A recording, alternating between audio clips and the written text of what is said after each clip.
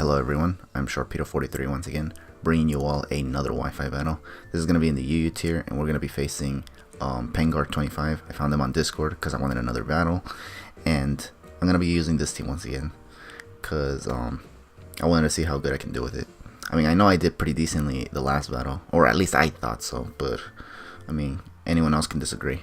But I wanted to try this team again just to see if you know, I can make other things with this team work, or if not, then you know, it is what it is basically. But the scary thing about this battle is that this guy is also going to be using Sharpedo on his team. It's like, whoa, another guy. First we had the killer Nacho using Sharpedo against me, and now we have this guy using Sharpedo against me. It's like everybody gonna try to use Sharpedo against me now. That's gonna be kind of scary, in all honesty. But yeah, anyways, we're gonna lead off with Infernape here, and he's gonna lead off with Delphox. So we both lead with our fire type starters here, and thankfully Infernape is faster than this thing, so I can just U-turn. I'm not afraid of this thing being a scarf, because even if it was, my Infernape here is actually also scarfed. So I'm gonna go straight into Latias now. He actually ends up predicting my switch here and actually ends up going for the Shadow Ball. So at first I thought this was going to do way too much damage, but thankfully it doesn't do as much as I thought it would. In fact, I thought this would be like a 2-hit KO or something, but nope. So because I don't want to mess around, I just wanted to just go for the Draco Meter to just take this thing out. And thankfully he did not switch out, because there was a part of me that kind of wanted to go for Sidekick on this thing. So I was like, okay, that's fine. Or Sunshine, I mean. And yeah. And so here now I take out Delphox, but right out of the well, not right out of the gate, but definitely turn 3 he already wants to go into Sharpedo and just start attacking things. But I'm like, no, you can't just do that when I have this Klefki right here. And something tells me that he was predicting my Amoonguss to come in, because he went for Psychic Fangs other than Crunch. If he predicted my Klefki, he probably would have definitely have gone for Crunch here, because honestly that's probably the only thing that can do damage to Klefki, not to mention you can get the defense drop and then maybe switch out and then go into something that will force me to switch out. So yeah, but he didn't do that. And now he's gonna switch out and go into Blissey, which is not a big deal to Klefki in all honesty, because the only thing this Blissey can do is just Seismic Toss spam me to death, and I can just be getting my spikes up while I'm at it. I already got my first layer up. Right now I'm getting my second layer up. I think here's where he tries to go for Thunder Wave just to paralyze my Klefki, but I'm not really afraid about that, in all honesty. I'm just gonna get a third layer up now, so that I can bring something else in. Oh, okay, so after getting this third layer of spikes up here, I actually end up going into Amoonguss. Reason why is because I wanted to get the Spore off, put it to sleep, and then after that, switch out into Infernape so that I can just attack something.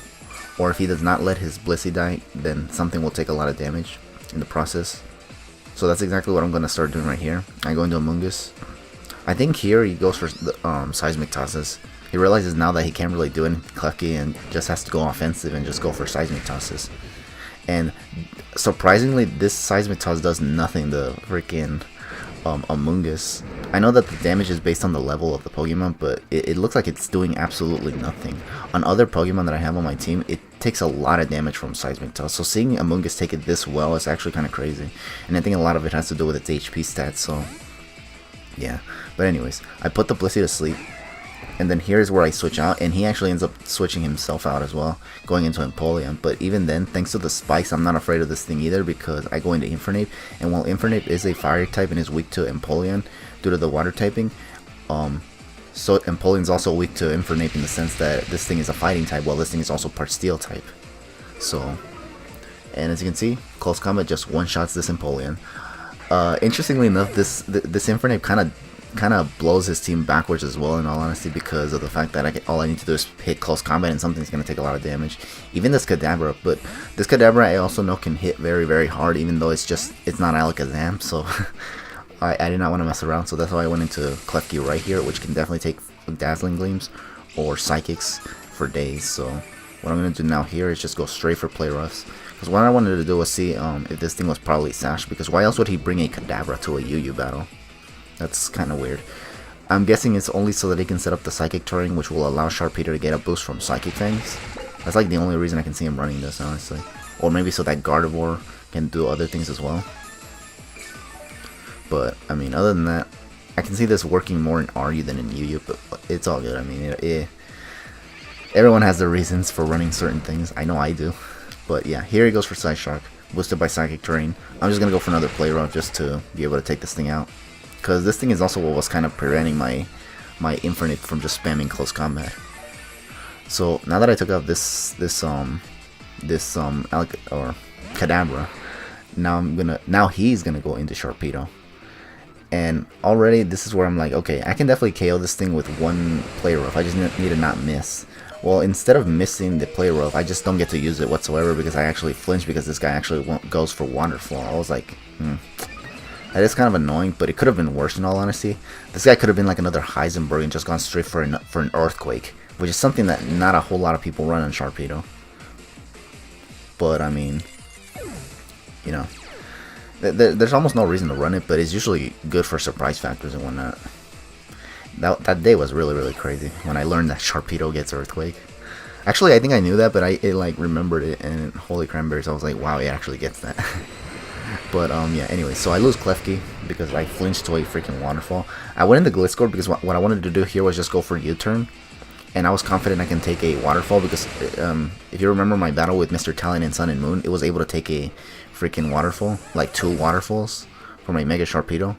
So I was like, okay, I should definitely be able to take one. Unfortunately, this gets one-shotted because of the fact that I get crit. So I was like, bruh, am I actually going to get hacked out to death by this Mega Sharpedo? I was like, bruh, I don't even get this kind of luck with my own Mega Sharpedo, so what's the big deal here? So here I go into Mungus, and here I was just hoping he goes for Psychic Fangs. Thankfully he did, because this allows me to double back into Sharpedo here, and then get a Protect off, and then get +1 speed. Now what I'm trying to do right here is because I know he got +2 speed, which would outspeed my Scarf Infernape, and unfortunately my Scarf Infernape does not have Mach Punch, so I cannot just use that against Sharpedo. I have to rely on my own Sharpedo and hope that this Crunch here does not KO me, which thankfully it didn't, because had this critted, I would have lost Sharpedo here too. And then the Sharpedo would have just done me in all honesty. Thankfully that wasn't the case. I got +2 speed now.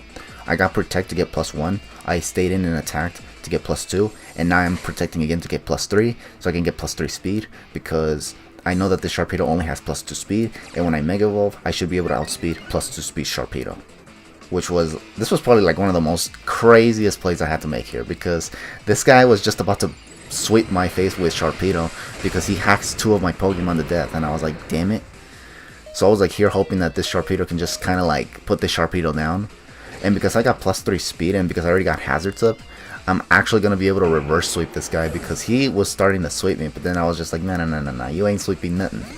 So then he comes with Blissey. I was thinking, okay, this is probably going to live, and he's just going to go for Seismic Toss to take out my Sharpedo.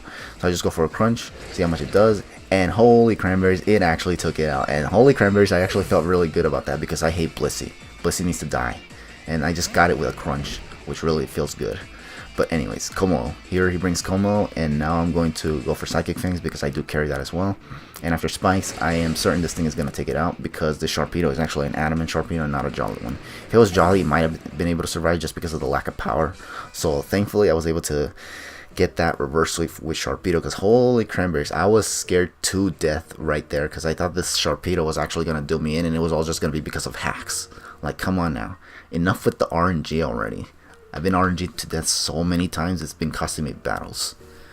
But anyways, this was still kind of like a crazy battle in my opinion. It wasn't the best battle, but it was definitely a crazy one because of what were the stakes basically. But yeah, good game once again, and thank you all for watching this battle. Hope to catch you guys in the next battle, but for now, just take it easy.